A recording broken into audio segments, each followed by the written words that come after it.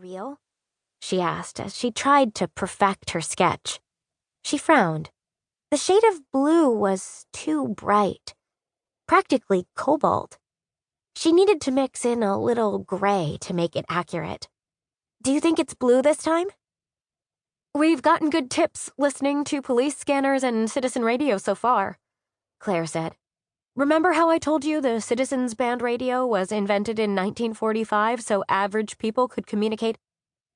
"I know what CBs are," Maisie said hurriedly. Living off-grid meant no official schoolwork or tutors like she had at her grandfather's estate. That was pretty cool. But it also meant Claire had thrown herself headfirst into making everything she could into a lesson.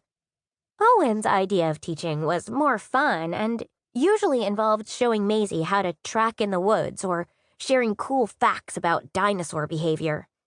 He even showed her how to throw a knife, but Claire had gotten kind of mad when she found them. She told Maisie that pocket knives were for cutting things and rescue attempts only, not for throwing. Maisie tried to listen to Claire. A lot of the time, she actually managed it. She used her pocket knife for cutting things. She hadn't come across anything needing rescue yet, and she remembered the thing about the CB radio.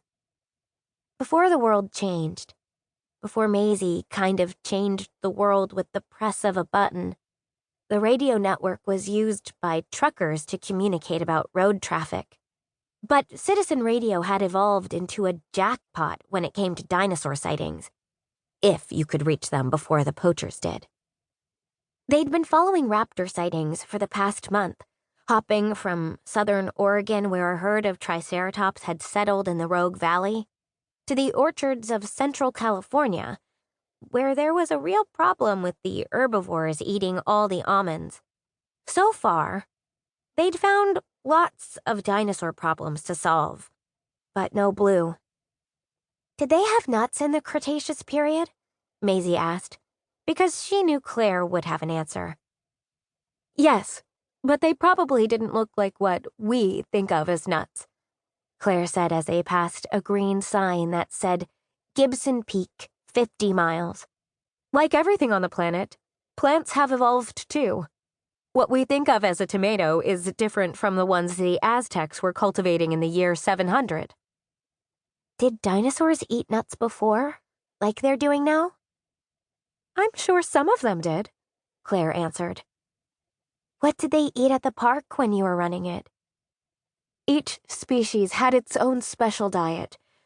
But you have to remember, back when the dinosaurs were the apex species, they were living in a totally different environment. One they ruled." "The Brachiosauruses were completely ruling that almond orchard," Maisie pointed out. "It was just 3 of them." "We were able to redirect them," Claire insisted. "I didn't think the sound waves were going to be much of a distraction," Maisie admitted. When Claire had suggested it, it seemed a little kooky. But a series of carefully placed sound machines mimicking the sound of young dinosaurs had helped draw the Brachiosauruses from the orchard. "And now they're on their way to the Cascade Sanctuary," Owen said. "They'll be safe." "But they were herbivores," Maisie said, worry churning her stomach as she stared down at her sketch of blue. "There's no sanctuary for the carnivores. And who knows if the government will let just anyone run dinosaur sanctuaries forever." Claire and Owen exchanged a look. Maisie knew that look.